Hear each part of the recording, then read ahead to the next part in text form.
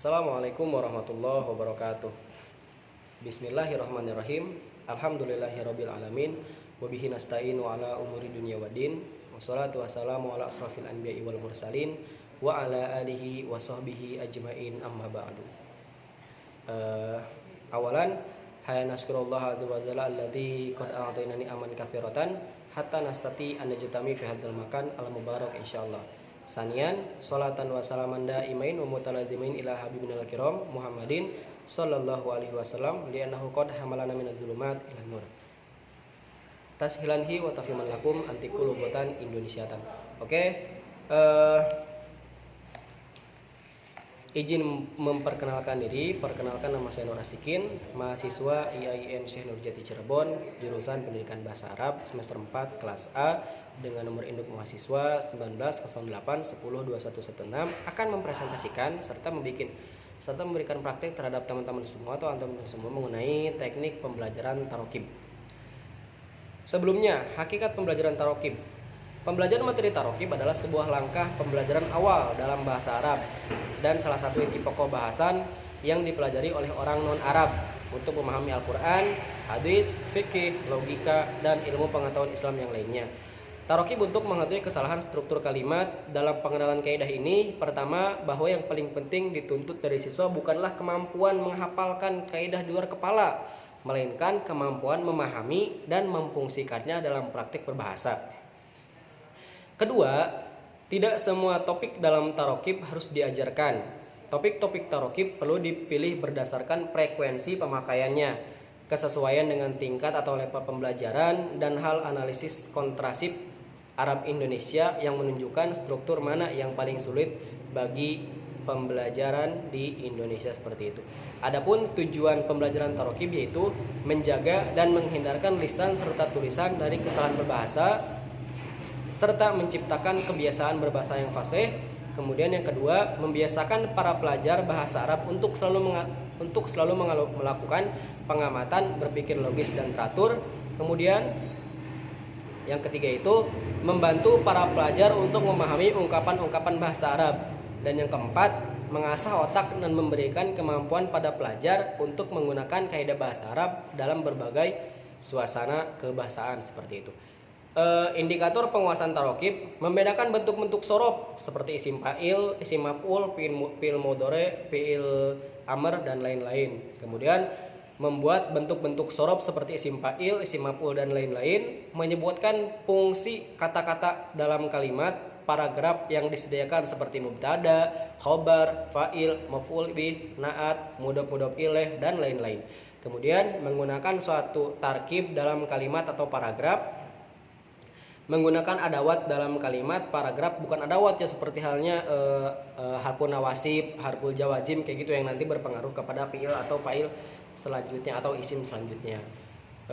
Menyusun kalimat yang mengandung bentuk-bentuk sorob tersebut, kemudian menyusun kalimat yang mengandung fungsi-fungsi kata tersebut. Ini bisa dikaji dalam ilmu nahwu seperti itu. Media pembelajaran tarokib bisa digunakan melalui game tarokib agar materi yang sedang diajarkan oleh guru kepada siswa bisa lebih mudah masuk dan dipahami. Teknik pembelajaran tarokib itu biasanya itu apa ya? Itu tergantung kepada pengajarnya sendiri. Tetapi di sini saya ada sedikit sedikit bahasan untuk teman-teman semua mengenai tarokib dalam hal kaidah ilmu nahwu ya. Ilmu nahwu itu ada, sebelum kita beranjak kepada materi-materi yang lebih dalam ilmu nahwu, alangkah baiknya kita itu mengetahui apa yang disebut jumlah ismiyah dan jumlah fi'liyah. Apa itu jumlah ismiyah? Jumlah ismiyah ialah kalau misalkan dalam bahasa Arabnya al jumlah ismiyah ya jumlah alladzi mabdu'atun bil ismi gitu. Jadi jumlah yang diawali oleh isim. Dan adapun jumlah fi'liyah ialah mabdu'atun bil fi'li, jumlah yang diawali oleh fi'il. Nah, struktur di jumlah ismiyah itu yang terpenting ada mubtada dan ada ya tepat sekali ada khobar. Dan adapun di jumlah fi'liyah ada fi'il dan ada fa'il. Seperti halnya saya sekarang akan membuat salah satu contoh dari jumlah ismiyah.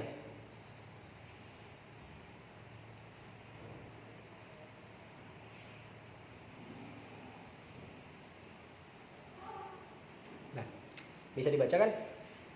Al ustadu jamilun. Nah ini kenapa disebut jumlah ismiyah? Karena ustad kan itu merupakan orang, dan orang itu kita bisa kategorikan kepada kata benda. Nah maka dari itu bisa disebut jumlah ismiyah. Dan ini kedudukan ustad ini sebagai mubtada ya, sebagai mubtada, sebagai orang yang mengawali, dan jamilun itu sebagai khobar atau sebagai berita yang menyempurnakan mubtada. Jadi ini kan al ustadu jamilun artinya ustad itu ganteng ya. Ini kan menjadikan jumlah yang paham. Oh berarti si ustad itu ganteng, berarti oh iya paham, berarti ini kalimat ini menunjukkan bahwa ustad itu ganteng. Nah ini kesebutnya jumlah ismiyah wal mufidah, jumlah ismiyah yang memberikan pemahaman yang sempurna. Kan ini juga bisa disebut jumlah mufidah seperti itu. Karena apa? Jumlah mufidah itu iya alati la yufidu alati yufidu fahaman kamilan, yaitu yang memberikan pemahaman yang sempurna. Beda lagi kalau misalkan sibul jumlah. Sibul jumlah itu ialah sama aja kalimat, cuman kalimatnya enggak sempurna. Jadi si artinya itu atau si maknanya belum tersampaikan semuanya seperti itu. Dan kemudian saya juga akan sedikit memberikan mengenai jumlah fi'liyah.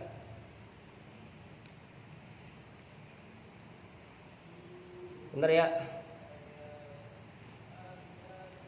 Nah, baca ya. Yanamu Muhammadun filaili. Yanamu fil apa? Fil mudhari, Muhammadnya fa'il. Kemudian filailinya itu hanya sebagai keterangan, itu masuknya ke jar majrur. Yanamu Muhammadun filaili, yang artinya itu Muhammad tidur di waktu malam hari, padahal siang hari juga bisa, cuman kan kalau tidur identiknya di malam hari ya. Ini juga sama bisa disebut jumlah mufidah. Karena apa? Karena memberikan pemahaman yang sempurna. Beda lagi kalau sama sibul jumlah yang nggak bisa memberikan pemahaman sempurna seperti itu. Nah mungkin itu yang bisa saya jelaskan mengenai kaidah-kaidah nahu dan kaidah nahu mengenai mubtada khobar dan jumlah, dan kaidah mubtada khobar dan fiil fa'il seperti itu. Itu dari nahu.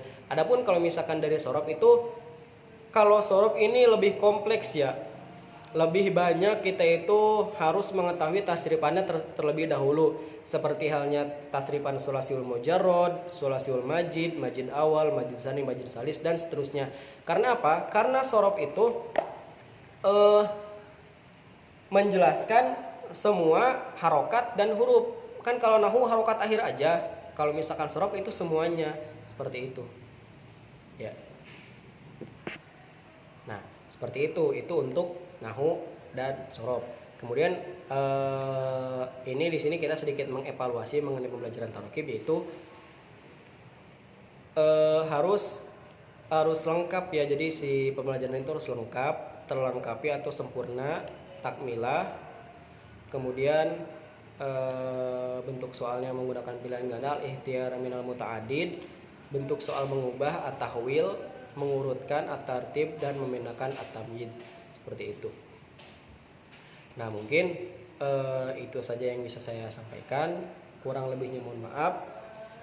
Bila banyak kesalahan, itu gambaran simpel ya mengenai teknik pembelajaran tarokib. Syukron. Wassalamualaikum warahmatullahi wabarakatuh.